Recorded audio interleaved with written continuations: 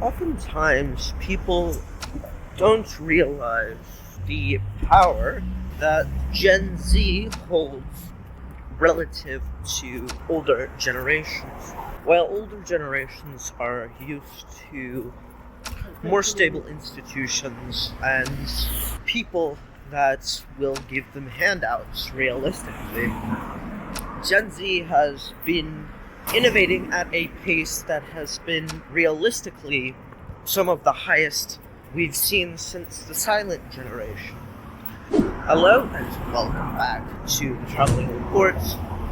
Today we're going over how Gen Z, or the generation that I'm from, has realistically, statistically, become one of the most innovative generations, and why realistically I believe that there is a chance for Gen Z to become the wealthiest generation even prior to the great transfer of wealth from the baby boomers. Of course, living in the United States and living in other countries, there is a sense that, of course, people within the world tend to be fairly pessimistic right now. However, to be quite frank, optimism has plenty of realistically solid reasons to be had,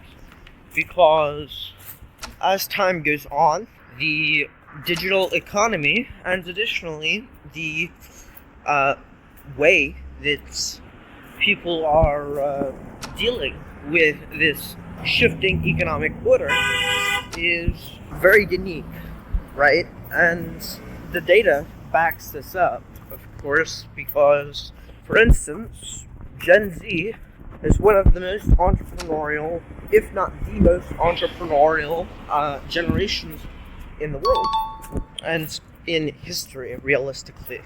Not in the world, in history. So you get a generation that has grown up on the internet.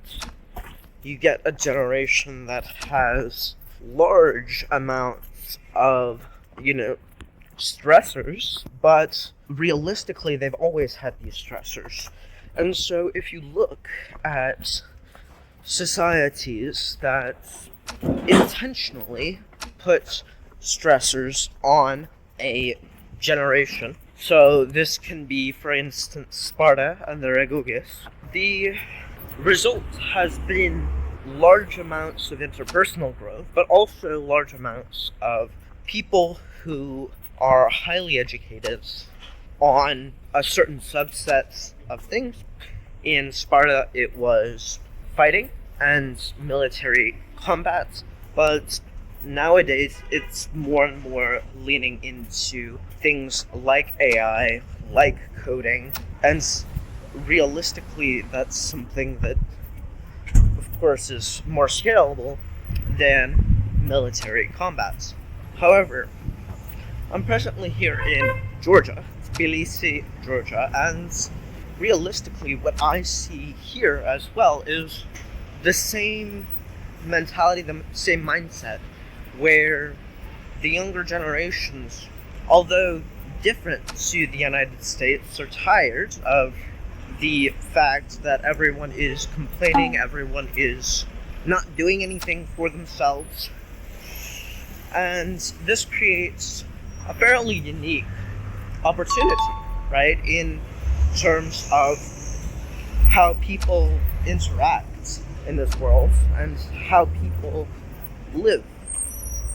And of course, business growth has not been small, and it's never been easier, in fact, to have a unicorn tech company. For instance, if you're in tech, it's never been easier to have a cash-flowing business, not because the economy is necessarily structurally stronger, but instead because people simply don't care about the structure. They build with what they have. And this level of innovation, this mindset towards innovation, has created a very unique time and place in history.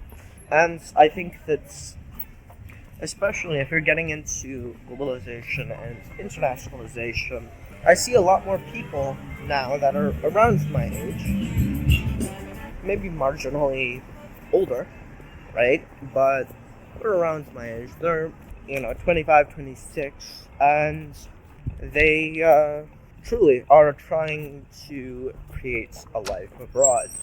And what's unique, I think, between someone my age and someone who is 45, who had a career or has a career, is the innovation and the ability to adapt to separate countries and separate ideologies. Many people, when I speak to them at 45, 50, they don't really speak a ton of languages. And that's no fault of their own, right? It's because the system didn't necessarily reward that. But I see people my age who speak 3, 4 languages just because they have to, and because they know that's how they're going to grow. And so when you are looking at the totality of these factors, you get what is, in essence, a more defensible business structure. And living with these factors, you kind of gain an idea of how things operate in the new economy.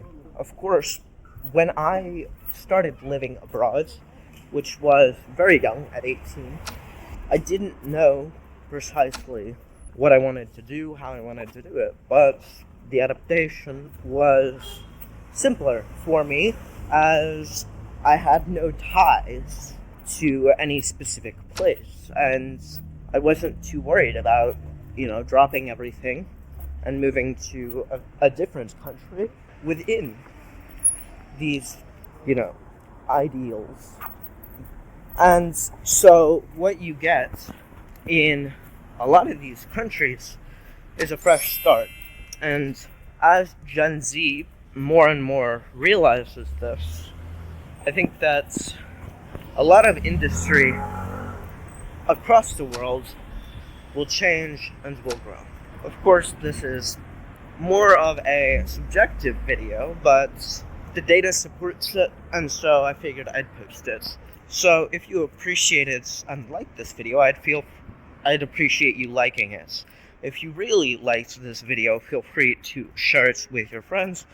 If you are looking for a one-pager to go over the jurisdiction you would be best in, feel free to look in the description down below. There will be a Google Forms link to qualify you for that Google Forms for further one-pagers and so forth. If you are looking for a way to join me on this journey of internationalization and globalization, feel free to subscribe. This has been the Traveling Report, signing off.